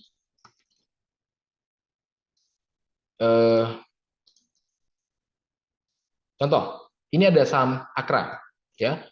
Ada range, betul? Di sebelah kiri daily chart, dia bridge di sini, ada pullback. Nah, pullback ini kalau kita zoom in di hourly menjadi seperti ini, Bapak Ibu. Inilah proses pullback-nya. Ada pola apa? Ada pola falling wedge. Pertama kali harga breakout falling wedge. Oke, early signals. Lalu dia juga bisa make new high. Oke, kita lihat apa yang terjadi. Oh, ternyata nggak kuat MA13 yang angkat. Dicoba lagi, muncul lagi falling wedge, gitu kan? Apakah kita bilang ini momentum? No. Make new high. Oke, confirm. Patternnya confirm, make new high confirm. Inilah momentum Anda. Dia akan digiring oleh MA13. Gitu. Baik, Bapak Ibu. Oke, contoh terakhir. Jasa marga. Bridge, pullback cukup dalam, sampai ke dalam area range yang lagi. Ada falling wedge. Ada falling wedge di sini. Breakout falling wedge. Cek, make new high. Cek, inilah momentum Anda, Bapak Ibu. Gitu. Ya. Oke, sampai situ dulu Bapak Ibu. Apa bisa dipahami? Mungkin boleh kita ulang skala 1 sampai 10. Pemahaman di berapa? Semoga tidak turun ya. Keren, Pak Ilmi di 10, Pak Syarul di 10. Iya. Oke, good. Kita boleh masuk ke dalam studi case. Saya punya satu studi case yang sebelum kita akhiri ya webinarnya. Jadi ini saya agak sedikit buru-buru ya Bapak Ibu karena waktu ya. Oke.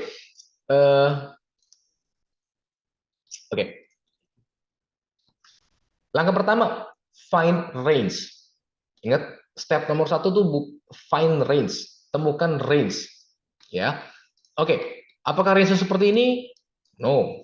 Kenapa range ini? Kenapa bukan begini Pak? Ini kan juga sebuah area sideways nih, bukan atas bawah begitu. Ini kan juga sebuah range. Ingat, ada activity di dalamnya, maka tidak. Ya, nah kalau ini baru range nih. Nih, ini baru range. Oke, jadi langkah pertama adalah find range. Artinya Bapak Ibu, ketika Anda melihat range ini, oh Pak, berarti belum ada masalah. Buyer sellers fulfill each other. No problem. Kalau no problem, no money, gitu. No problem, no money, gitu. Ya, oke lanjut. Tiba-tiba, bridge terjadi. Ya, biasanya ada pertimbangan tuh 4 hal. Cek volumenya, candle-nya, size range-nya, gitu ya, sama size candle-nya, gitu. Seperti itu. Oke. Nah, waktu ini terjadi Bapak Ibu, jangan berpikir, aduh, tahu gitu saya entry di bawah. Coba sedikit kita hilangkan pemikiran itu. Anda tidak terlambat Bapak Ibu. Memang ini bukan jatah kita. Emang siapa bisa tahu dia bakal terbang tiba-tiba hari ini 2 candle kayak begini? Gitu loh. Ya jadi ketika range ditembus, jangan bilang, aduh, tahu gitu saya beli gitu. Nggak seperti itu konsepnya. Justru ketika terjadi bridge itu, maka Anda lihat, oke, terjadi demand di situ, terjadi problem di situ. Maka kalau ada problem, saya akan menjadi seorang problem solver, engeng gitu kan. Saya akan pakai jaket gitu ya, jaket apa superhero gitu kan, terbang untuk menyelesaikan masalah. Masalahnya apa? Masalah order fulfilled. Karena kita tahu di dalam kenaikan seperti ini, analoginya adalah big boys in trouble gitu loh. Mereka punya masalah order di situ. Akan ada unfilled order, ada order yang belum terpenuhi. Retail pun sama. Banyak orang-orang yang berpikir, coba aja gue entry tadi di bawah sini. Itu kan unfilled order. Artinya apa? Artinya seakan-akan kalau ntar dia turun, gue beli gitu loh. Kebayang ya? Jadi itu namanya unfilled order ya. Jangan pernah berpikir, wah saya udah telat pak. Nggak telat sama sekali. Gitu. Oke, kita akan tunggu momen diskonnya. Oke, bridge. Oke, berikutnya adalah pullback. Nah, gitu. Inilah yang kita tunggu. Tapi kita lihat loh, kok kayaknya pullbacknya dalam ya? Ya kan? Ini udah sampai hampir 78,6% Fibonacci. Diskonnya udah hampir 80% diskon. Tapi kalau pembelinya belum datang juga. Nah, Anda harus curiga di situ, Bapak Ibu. Justru kita curiga, bukan, oh ya karena kan 61,8%, maka kita akan buy gitu. Karena itu ada golden ratio, maka kita akan buy. Nggak seperti itu. Tapi berpikir, oh, diskon 30%, harga masih turun. Oke. Diskon 50%, buyers masih belum masuk. Ada apa ya? Kok udah setengah harga tapi buyersnya masih belum masuk? Diskon 60%, masih belum juga masuk buyersnya. Udah lebih curiga, Bapak Ibu. Malah lebih curiga kalau ke 61,8%. Makin curiga, berarti kan makin besar diskonnya. Gitu. Sampai ke 78,6%, 80% belum ada buyers misalnya. Itu kita udah curiga. Gitu. Ya, oke. Lanjut. Tapi ternyata muncul buyers ya kan. Di diskon 78,6%, apa yang terjadi? Tinggal get momentum. Ada falling wedge. Apakah kita entry di sini? Tidak. Ya kan? Apakah kita entry di sini? Bukan, oke, bukan enggak entry tapi gini. Enggak fair nih gitu. Bukan masalah entry atau exit Bapak Ibu, tapi ketika terjadi penembusan pattern itu adalah sebuah very early signals bahwa apa ya, akan terjadi momentum gitu loh. Ya. Kemudian pattern itu Bapak Ibu harus dikonfirmasi oleh yang namanya new high gitu loh. Makanya saya bilang tadi next step-nya adalah new high. Oh, ini confirm nih, dia bikin new high. Barulah Anda pasang IMA 13 ini, sorry yang nggak kepasang IMA 13 nya. Barulah Anda pasang IMA 13 untuk menggiring momentumnya. Sekali lagi, momentum itu hanya berhenti di IMA 13. Jadi IMA 13 itu dia adalah alat tools yang untuk menggiring momentumnya Bapak Ibu, untuk terus naik ke atas.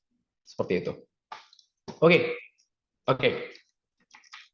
Saya pikir cukup ya untuk materinya. Ini saya agak buru-buru sedikit, mohon maaf ya kalau kalau ngomong kecepatan.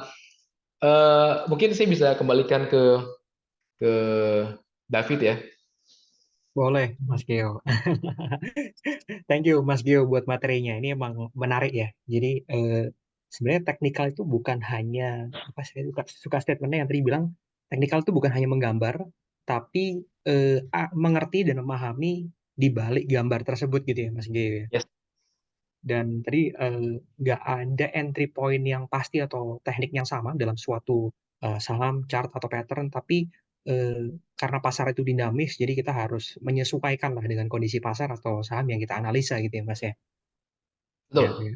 Menarik, menarik, menarik, Mas Gio. Mas Gio ini pertanyaan udah banyak banget gitu ya sebenarnya ya. Cuma nanti kita pilih satu-satu. Kalau kita bisa bahas semuanya, semoga waktunya cukup ya. Tapi Mas Gio sebelum ke sesi Q&A, saya boleh share screen sebentar, Mas Gio? Boleh. Saya berarti ini ya, Ya, stop sharing ya. boleh. Ya. Bapak Ibu kalau misalnya mau ada pertanyaan, chat aja di kolom chat. Nanti kita akan bahas satu-satu ya. Gitu. Saya coba share screen sebentar. Nah, jadi buat dinginin dulu ya, mungkin kepalanya panas nih habis dengerin materi kayaknya berat-berat gitu kan. Gue cuma apa momentum lah, EMA 13 gitu ya, terus falling wedge dan lain-lain. Kayak kalau buat yang udah jago sih oke, tapi kalau yang buat awam-awam, saya pribadi juga masih belajar nih gitu ya. Jadi kita dinginin dulu gitu ya, kita kasih hadiah-hadiah dulu deh. Jadi Boleh. khusus bulan ini buat Bapak Ibu yang mungkin belum punya akun nih, yang baru pertama kali mungkin join di apa webinar kita, Bapak Ibu bisa scan QR code ini. Ini adalah link pendaftaran. Jadi untuk Bapak Ibu yang daftar melalui link ini, scan aja, nanti kita kasih saldo RDN 100K gratis, khusus untuk 5 orang pertama. Gitu. Jadi tinggal scan aja QR code-nya, nanti itu langsung masuk ke link pendaftaran. Nanti kalau udah selesai pendaftarannya, nanti kita kasih 100.000 RDN-nya. Gitu. Kapan lagi kan buka akun saham, malah di top upin sama sekuritasnya gitu. Jadi scan aja, kalau misalkan pendaftarannya panjang nggak apa-apa, di scan dulu linknya, Setelah itu nanti Bapak Ibu tinggal melanjutkan pendaftarannya. Jadi khusus di bulan ini 5 orang pertama akan dapat free saldo LDN 100.000 gitu. Nah, khusus juga di bulan ini, jadi Bapak Ibu mungkin yang tadi langsung daftar nih, jadi ya opening account gitu kan di bulan ini nanti kita akan kasih online technical gratis. Jadi kalau tadi udah belajar nih Gauge Momentum seperti apa, EMA 13 seperti apa, Falling Wedge dan lain-lain, tapi masih bingung nih cara buat prakteknya masang di TradingView kayak gimana sih gitu. Nah, nanti kita akan belajar bareng khusus buat nasabah di bulan Maret ini yang baru kita akan kasih kelas khusus gitu. Nah, sekalian aja heads up ke Bapak Ibu, jadi kita masih ada promosi nih, ajak Sobat Cipta Cuan investasi saham bisa dapat hadiah. Jadi kalau Bapak Ibu yang sudah punya akun mau ngajakin temennya, nah, bisa dapat kesempatan, bisa dapat saham BCA, Telkom, Sido, Goto, dan lain-lain. Nanti sesuai ketentuannya. Jadi ajakin aja teman-temannya, saudara, suami, istri, kakak, adik, anak, boleh diajakin semuanya buka akun saham di Ciptadana. Nanti langsung konfirmasi aja ke Helpdesk, WA-nya ada di bawah. Nanti bilang aja, saya udah ajak temen nih, gitu. Saya dapat saham apa nih, gitu. Terus kita juga masih ada pindah saham gratis. Mungkin Bapak Ibu punya aset di sekuritas lain, mau masuk ke Ciptadana, kita kasih cashback gratis. Gitu. Jadi promonya sampai 31 Maret, jangan kelewatan, karena nanti kita promonya ganti nih nanti di bulan April. Nah, terus untuk Bapak Ibu yang mungkin sudah masuk mungkin sudah tahu lah. Jadi kita punya kelebihan di mana nanti Bapak Ibu akan di-invite dalam sebuah grup. Di situ nanti kita akan update morning market update setiap hari, rekomendasi saham, berita emiten, eh, reminder untuk take profit dan cut loss. Kita juga bisa diskusi di situ. Jadi kalau misalnya Bapak Ibu ada pertanyaan atau misalkan mau nanya-nanya tentang investasi jangka panjang, ekonomi makro dan lain-lain, kita bahas di situ semua. Dan di situ kita juga update terkait event-event kayak apa investment guru ini. Setelah itu nanti kalau ada promo marketing yang baru, kita juga update paling awal di situ. Gitu. Oke, kayaknya udah ada beberapa pertanyaan yang masuk, Mas Gio. Langsung coba kita bahas Ya. satu-satu kali ya. Gitu. Mas Gio, ini ada pertanyaan dari Pak Gary, Mas Gio. Kalau kita sudah menemukan area bridge-nya, Mas, lalu terjadi pullback, terus membuat range lagi. Nah, itu kita akan balik ke rule awal, cari momentum lagi atau kayak gimana, Mas Gia? Oke, kalau misalnya udah bridge, mungkin saya sambil boleh buka whiteboard kali Fit ya, Boleh, untuk silakan, bisa silakan. kebayang juga yang lain. Oke, saya buka whiteboard. Jadi gini, kalau seandainya terjadi range, kemudian dia bridge begitu ya, Hmm. maka kan false break. Nah, pertama gini, biasanya yang terjadi false break itu kalau power bridge-nya nggak kuat. Dia cuma bridge begini. Yang tadi kita size of bridge-nya, dia cuma range-nya segini, sedangkan bridge-nya segini. Nah, kemungkinan besar dia akan masuk dulu ke dalam untuk bikin channel di sini nanti. Kayak gitu. Itu bukan kemungkinan. Udah pasti kayak begitulah kalau dia bridge-nya pendek gitu.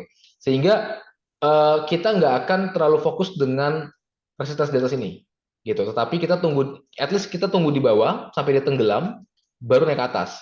Gitu. Jadi pastinya kalau momentum tuh bicara tuh di time frame H1 M30. Jadi sebenarnya kalau bridge itu kan di daily. Jadi sebenarnya dua hal yang cukup berbeda. Tapi satu tips saja dari saya, kalau seandainya di daily-nya itu katakan gini, misalnya ini kan bridge ya, bridge gitu misalnya. Terus ternyata pas pullback yang diskon yang bagus itu bentuknya gini Bapak Ibu. Dia zigzag gini, choppy-choppy begini. Tapi kalau ternyata tengah jalan ada kayak bam. Nah, kayak begini, ini harus hati-hati Bapak Ibu. Kita harus lihat bahwa oh, yang tadinya dia choppy tiba-tiba starting dari sini ada satu sharp movement, tajam turunnya. Nah, hati-hati dengan momentum di sini. Saran saya mendingan tunggu sampai sharp movement ini tuh ibaratnya tuh dikenain dulu gitu loh. Atau istilahnya tadi di pump tuh di digest dulu gitu. Kenapa? Karena ini memberikan sebuah memori Bapak Ibu. Ya karena kan tajam turunnya, dia kasih memori. Nanti biasanya akan ada pullback, akan ada range, baru akan naik ke atas. Seperti itu, gitu. 8 dari 10 seperti itu kejadiannya. Kalau terjadi sharp movement tengah jalan, seperti itu. Jadi tentunya tunggu lagi si momentum berikutnya. Sedikit bersabar, begitu Fit. Siap, siap. Jadi memang harus sebagai trader juga nggak boleh buru-buru ya Mas ya. Kita harus sabar juga menunggu gitu. Kadang seorang trader tuh pengennya adalah HK dulu aja lah gitu. Resiko pikir terakhir, tapi seharusnya nggak boleh gitu juga ya Mas ya. Harus sabar juga gitu ya. Sama kayak Betul. investor. Mas ini ada pertanyaan menarik nih Mas. Jadi momentum itu kan biasanya didukung oleh volume ya. Jadi kalau kita ngomongin volume itu kadang ini volumenya beneran nggak nih gitu. Ada tips nggak Mas Gio untuk mengindikasi bahwa ini momentum yang didukung oleh volume yang beneran kayak kata Mas Bio, big players nih. Cara taunya kita di mana itu Mas? Oke, jadi untuk nge-break dulu volume itu memang cukup panjang ya, Fit. Artinya kita juga harus cek dari di luar konteks dari price action itu sendiri. Tapi gini, tapi poin saya tuh gini, volume itu artinya kan intensity ya, frekuensinya tuh dia besar gitu. Berarti kalau Bapak Ibu ngelihat yang tadinya tuh si market tuh calm down ya, dia tenang gitu kan, volumenya nggak ada, tiba-tiba ada satu momen satu big candle begitu ya, satu big candle dengan volume yang juga spike dari let's say kalau kita mungkin 20 hari terakhir misal gitu kan, dari moving average volume 20 hari terakhir itu satu indikasi bagus. Tapi saya ada tapinya, nggak ada salahnya Bapak Ibu coba cek ke belakang momen-momen terjadinya bridge yang lain. Mungkin ada juga di sini sebelumnya tuh ada juga bridge yang di sini, tapi volume segini lebih tebal lagi. Nah, ini menjadi pertanyaan, kok bisa ya, ada apa, kenapa meskipun memang seakan-akan volume tinggi di atas moving average rata-rata volumenya. Tapi kalau ternyata di momen sebelumnya juga pernah ada bridge tapi volume lebih tebal. Nah ini menjadi pertanyaan, kenapa bridge yang kali ini meskipun volume spike, tapi kalau kita compare dengan bridge volume sebelumnya itu lebih lebih besar gitu. Nah itu menjadi sebuah notch. Apakah ini memang sebetulnya untuk balik arah atau kemungkinan besar akan false break atau bakal jadi deep pullback, kan itu bisa menjadi satu notch pada kita, satu warning pada kita. Seperti itu. Jadi bisa di cross check juga ke bridge yang sebelum-sebelumnya. Cek apakah volumenya itu lebih besar atau lebih rendah. Kalau lebih rendah itu biasanya kemungkinan itu biasanya akan di pullback gitu. Seperti itu. Gitu. I see. Jadi harus apa? Recheck dari volume-volume sebelumnya itu seperti apa Iya, dan apa namanya rata-rata hariannya gimana gitu ya Mas ya. Jadi betul. nggak semua momentum itu ya, bisa disebut sebagai oh ini kayaknya volumenya mendukung nih, tapi sebenarnya bisa juga jadi palsu gitu Mas ya. Itu bahaya ya. Iya. Iya, iya. Mas Gio, ini ada pertanyaan dari Kak Ilmi. Kalau kalau Mas Gio kira-kira ada watchlist apa nih yang udah ada momentumnya atau apa sudah ada bridge-nya nih gitu. Kalau yang lagi di watchlist nih, yang menarik kira-kira apa nih Mas Gio? Satu atau dua Oke. saham lah boleh. Sebentar saya buka chart dulu. Trading view. Jadi itu saya di trading view itu punya satu screening ya, Bapak Ibu. Satu screening itu yang jadi gini, di PAM itu di kita itu ada pita warna orange, ini kelihatan ya, ada pita orange sama pita biru yang blue list tuh. Nah, jadi kalau yang pita orange ini itu yang saham-saham yang lagi ada diskon. Sedangkan untuk yang pita biru sama diskon juga. Bedanya apa? Bedanya gini. Kalau yang pita biru dia fokus untuk nangkep bottom fishing, istilah itu bottom fishing lah, bahasa itu bottom. Jadi kita predik gimana bottomnya. Nah ini yang biasa itu kita punya tingkat akurasi terus terang memang cukup bagus ya untuk bottom fishing begitu. Contoh kemarin berhasil ada BTPS gitu kan, meskipun turun lagi tapi at least bottomnya jadi gitu. Kok nggak muncul nih si area putih di sini gitu ya.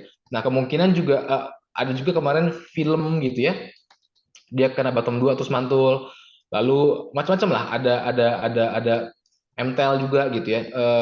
Terus hari ini juga ada Doit ya berhasil di sini gitu, ada GZCO. Nah ini untuk yang bottom, tapi yang kita pelajarin itu kan yang orange ini nih.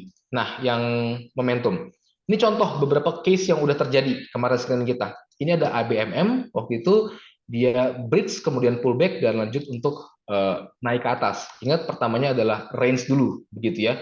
Kemudian ada juga kemarin tuh ADMF ya, sama juga dia ada bridge gitu kan, ada pullback lalu continuation, kemudian JSMR juga masuk kemarin, ada bridge pullback lalu continuation. Ini contohnya begitu gitu.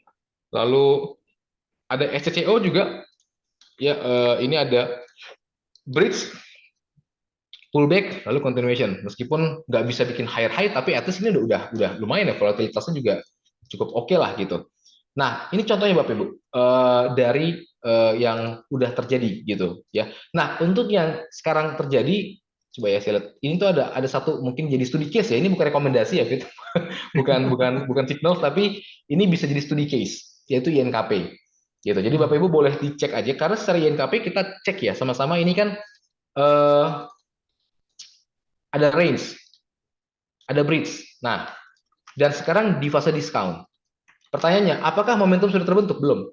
Kalau Bapak Ibu lihat, ini dia masih dalam satu pattern falling wedge. Gitu kan. Kemudian juga, kalaupun dia nanti besok misalnya break falling wedge, jangan terburu-buru Bapak Ibu. Karena dia harus ada tugas berikutnya, yaitu hit high sebelumnya.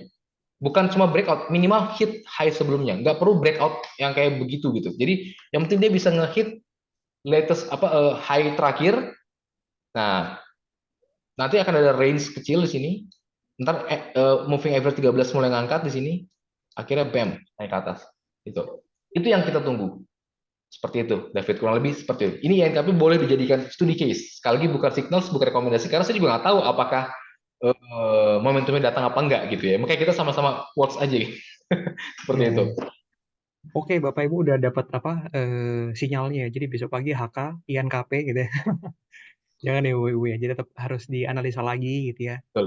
Eh, Dicek lagi apakah benar secara volume, secara teknikal, secara fundamental juga harus dicek. Jangan beli tapi nggak tahu ternyata perusahaan INKP itu perusahaan apa gitu ya. Nah, itu ya jangan sampai lah kayak gitu ya. Jadi at least harus tahu perusahaannya apa, cek lagi volumenya seperti apa, rata-rata transaksi hariannya berapa, momentumnya di mana, baru ambil posisi gitu ya. Tadi kalau berdasarkan Mas Geo, belum membentuk higher high-nya, gitu. Jadi harus sabar dulu. Mas Gio, tadi kan udah sempat ngobrol terkait dengan IHSG ini udah deket all time high nih gitu. Boleh nggak share dikit tentang view-nya tentang IHSG gimana Mas Gio? Oke, kalau dari saya lihat ISG ya, Fit ya. Jadi Ya, gini, kemarin tuh, bentar ya. Nah, kalau kita mungkin pakai yang kita pelajari hari ini gitu ya, supaya apa namanya relevan gitu. Jadi kita lihat Bapak Ibu di sini kan sama ya. Ini juga ada range di awal nih untuk ISG. Ini ada range, betul ya? Itu ada range di situ. Lalu apa yang terjadi? Bridge. Tapi kalau Anda lihat bridge-nya, kira-kira size-nya gimana? Kecil. Kalau kita compare dengan size range-nya. Berarti kita tahu bahwa oke, terjadi bridge, kemungkinan kalaupun dia pullback akan pullback di dalam area range-nya. At least kita udah tahu satu step gitu, ya kan? Oke. Terus turun ke bawah. Terus hari ini naik ke atas. Sekarang kita cek bagaimana proses ISG kemarin untuk gauge momentumnya gitu. Kalau di sini ini ada pattern apa sih? Ya kita pakai pattern ya karena kan tadi technical gitu ya. Oke, jadi kita pakai pattern. Oh, ternyata ada falling wedge gitu. Kemudian cek lagi. Oke, ini juga ada high-nya nih. High-nya juga udah kena. Berarti dua checklist sudah terjadi. Artinya saat ini ISG Anda sedang berada di dalam momentum. Selama ini ada moving average warna biru, inilah yang nanti akan menjadi tugas dia gitu loh untuk bisa running ke atas. Artinya dari awal tuh kita udah boleh set target price, let's say pakai Fibo misalnya. Oke, 1,6. Berarti kita mau lihat apakah ISG bisa terus momentum sampai ke 7452 gitu. Dan kalau saya personal ya, kita tuh nggak usah terlalu pusing dengan forecasting. Karena begini Bapak Ibu, karena tadi ya tugas saya sebagai trader, kalau saya cuma ngelihat ada demand, terus saya akan apa namanya tunggu di diskon, terus saya akan watch gitu apakah analoginya ya, analogi big players yang ngebikin demand itu balik lagi gitu loh. Jadi sesimpel itu gitu. eh, jadi maksudnya untuk kita bisa apa ya, fokus pada saham-saham yang memang sedang ada demand-nya seperti itu ya. Tetapi tentunya kalau didukung oleh forecast juga, misalnya ada forecasting nih gitu ya, terus ditambah bener dari forecastingnya katakan ke TP misalnya 5.000 gitu ya, ternyata demand-nya juga ada. Nah itu kan inline gitu. Nah itu bisa menjadi satu indikasi cukup kuat gitu untuk apa ya, satu confidence yang lebih tinggi untuk oh ini kayaknya benar-benar mau naik harganya, seperti itu sih Fit. Jadi bisa dikombinasikan seperti itu. di kombinasi ya Mas ya. Ya, Ya, ya. Tapi kalau dari sisi Mas Gio pribadi, positif nggak nih IHSG akan breakout all time high nggak Mas? uh, positif ya Fit kalau ngeliat.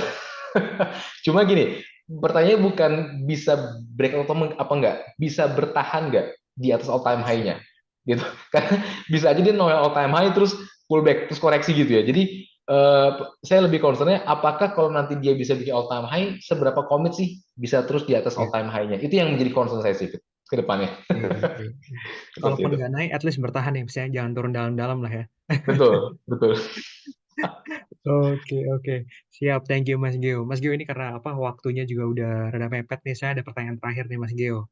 Eh, terkait aplikasi Blue Chip menurut Mas Gio gimana nih? Terkait aplikasi Bucip menurut saya ini fitur reliable ya, gitu. Betul. Dan Oh, tentunya oke. juga ya tentunya juga gini, Fit. Saya harap ini merupakan saya komitmen ya, Fit ya, bahwa kedepannya dari David and tim juga bisa terus bikin event yang bermanfaat seperti itu. Siap, Mas Gio. Oke. Thank you so much Mas Gio udah apa kasih kesempatan untuk hadir di Ciptadana. Hopefully nanti ke depan apa namanya kita bisa buat event lagi lah gitu. Dan thank you so much buat Bapak Ibu udah hadir di Investment Guru bulan ini. Semoga apa insight-insightnya hari ini bisa didapat dan bisa dipraktekin buat trading ataupun investasi gitu ya. Oke, karena waktu udah mepet, jadi saya akhiri hari ini. Terima kasih dan selamat malam Bapak Ibu. Thank you.